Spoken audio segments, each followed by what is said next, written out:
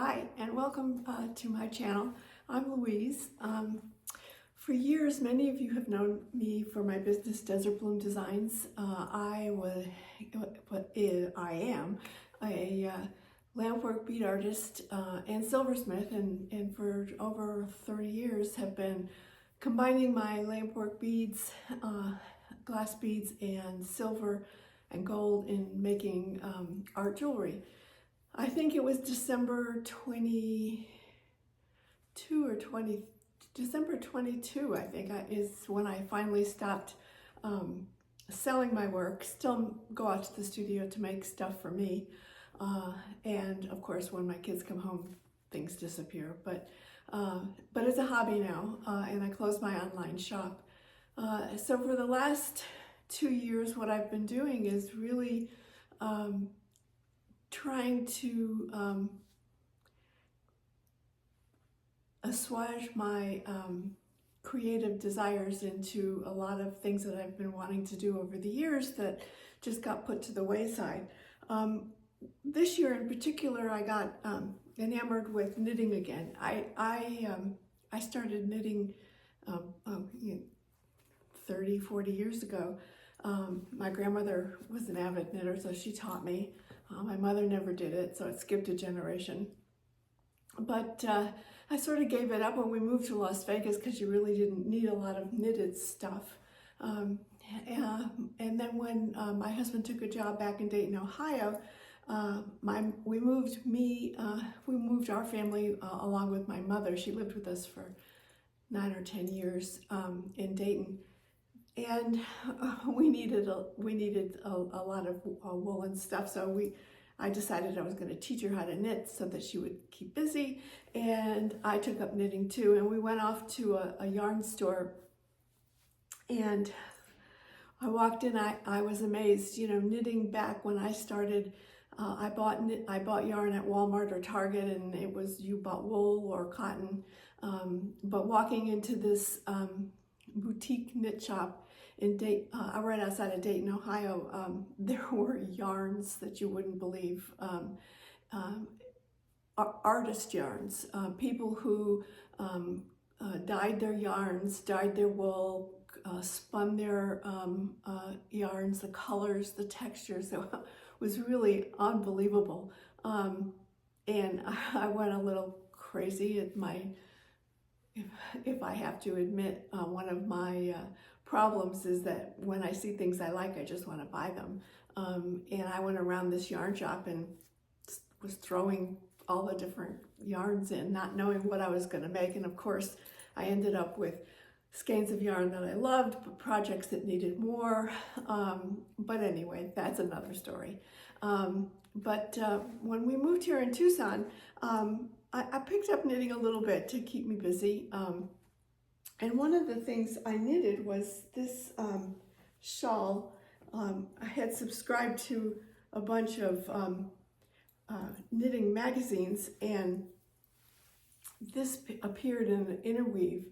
Beautiful shawl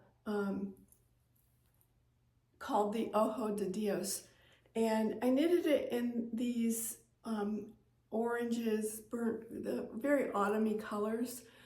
Because at the time I thought I was in autumn. I just had my colors done, so I got interested in that. And I'm not in autumn, but at the time I thought I was. So I made this shawl, which I love. I love the yarn, but I really never wore it very much because I think maybe the color didn't quite suit me. So anyway, I decided maybe I ought to remake it in a colorway that suits me better now. So I went into the closet, tried to find the pattern. Of course, I remembered that it was in a magazine called Interweave Knits, and I found my stash of Interweave Knits, and of course I went through all, and every magazine was there except the one that had this pattern in, but I found it online and downloaded the issue, and but of course the yarn wasn't around. The yarn is is 100% wool. It's a self-striping yarn, and the pattern called the Eye of God. When you make these little triangles on the bottom, the yarn sort of stripes and becomes these little eyes in the center of these triangles. It's really a beautiful pattern for the yarn that they recommended. So I went looking for yarn, similar gauge, similar weight, and I found something, but I didn't realize it, even though it was a variegated color, it wasn't self-striping. But I went ahead and I didn't realize it wasn't self-striping until after I started the pattern. But anyway, I've made it in this colorway, which are the blues and purples and teals, which my eye has a little bit of teal color to it, so it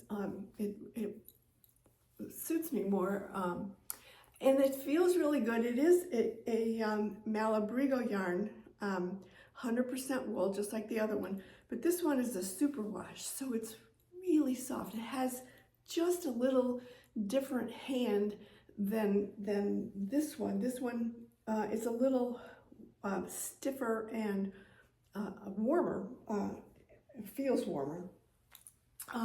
This is quite nice, but it's not exactly what I wanted this shawl to be. So I'm going to do it again.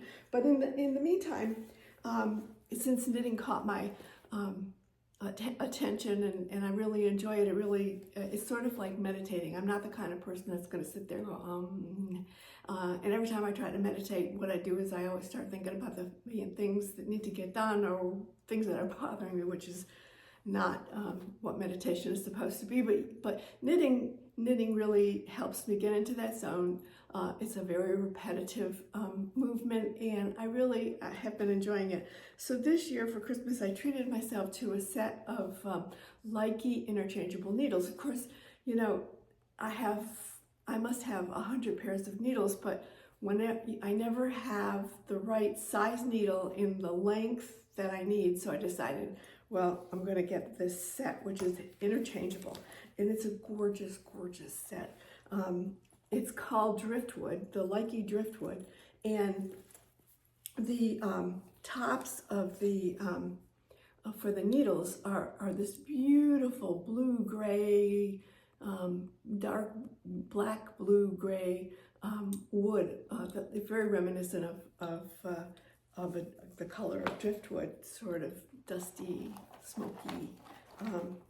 And then you get all the different lengths, so you create whatever you need as far as the size of the needle and the length for the project that you're doing.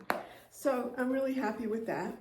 I've also started a blog called Silver Musings, silver-haired lady musing about a lot of different things that make up my silver life now, and as well as talking about silversmithing and jewelry and fashion, makeup. These are all things that every day is a challenge. I love fashion. I go out and look for clothes and they don't seem quite right. So I want to talk about how to try to make the trends more suitable for somebody 77 years old. So anyway, I hope you'll join me. I'm going to create some YouTube videos just talking about or musing about things that are important in my life right now, and maybe you'll join me along the journey. Anyway, this is the beginning of 2025. I always choose a word for 2025, and this year it's retrospective. What I'm going to do is I'm going to, one of the things that I created many lampwork beads, never documented it well. In the beginning, you know, you have to do so much for your business when photography always went by the wayside. So I'm going to try to recreate some of the beads that I made along the way now that my photography skills have improved, and set up a website to document the road trip that I took in lampworking. Not only did I enjoy making beads and jewelry, but I met so many wonderful people along the way. And so I hope you join me, and I'll leave all the information below if you want to sign up for the Substack blog, and sign up for the YouTube channel so that you are reminded every time I post a video. Again, thanks for watching.